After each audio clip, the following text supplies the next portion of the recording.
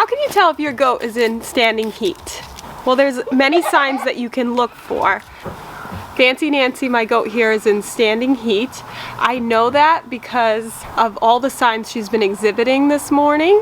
So as soon as she came out of the goat shed this morning, she was vocalizing, which is unusual for her. She went straight over to the buck pen and she was flagging her tail.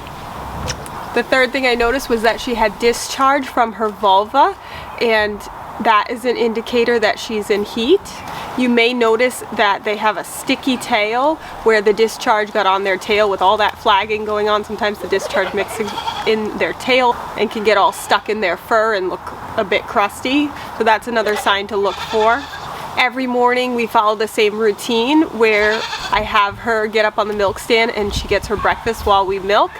Well, this morning she did not want to go on the milk stand and she did not want to eat her breakfast. All she wanted to do was stand by the buck pen. So that for me was a big indicator, like, okay, she's changing up her routine. It's a change in her personality. Things that if you know your goat, you're gonna notice these differences. Normally she's really affectionate with me. She's all about me, but she bypassed me this morning and went straight to visit with the bucks. Now, if you're milking your doe, you may notice that she has less milk production, and so that is a normal thing to see during her heat. I also noticed her sister, Amelia Bedelia, was mounting her this morning and she was standing there for her.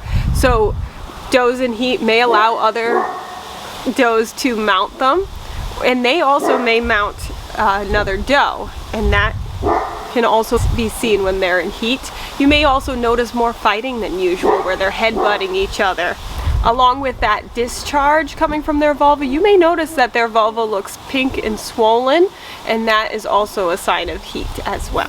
Now, say you want to breed your goat and you need to know when they're in standing heat, especially if you don't have a buck that's able to tell you.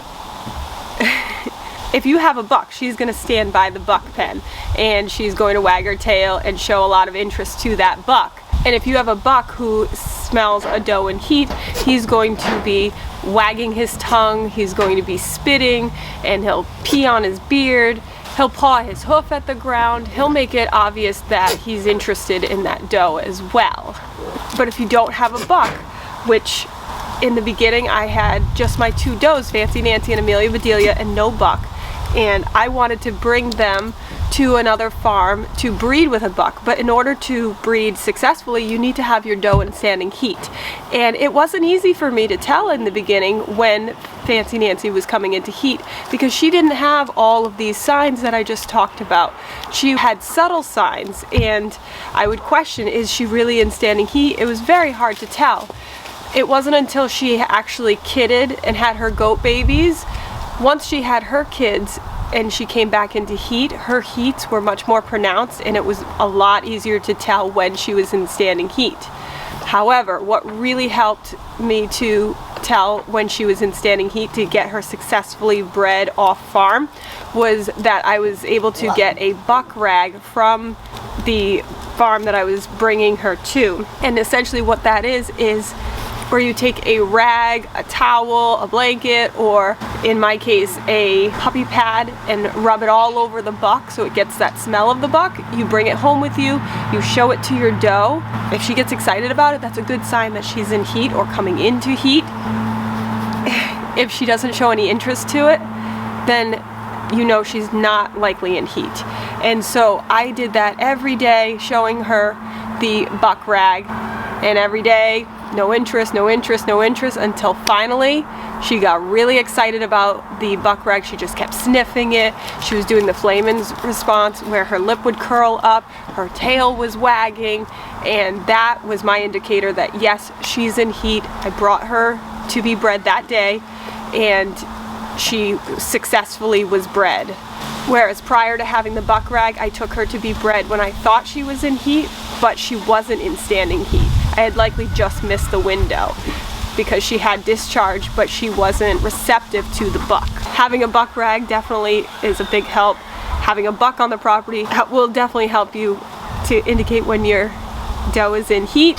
Now, things to remember is that goats depending on their breed, can be seasonal breeders where they come into heat between September and February, and they'll cycle through their heat cycle every 18 to 22 days, but only during those few months in the fall and coming into winter for certain breeds of goats. However, a Nigerian dwarf goat, like I have, Fancy Nancy and Amelia Bedelia, and my 3 bucks back here, Nigerian dwarf goats come into heat every 21 to 28 days year round.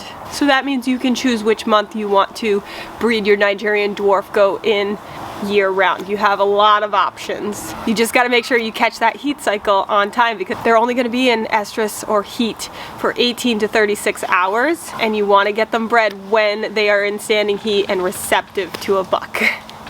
And if you haven't started your farm yet, what are you waiting for? Get your farm on. 1, 2, 1, 2, 3, 4. Do you want a farm? A wicked awesome farm? Watch this channel to learn what to do. We love to farm and we'll show you. Yeah, welcome to our show. Whoa. Just one more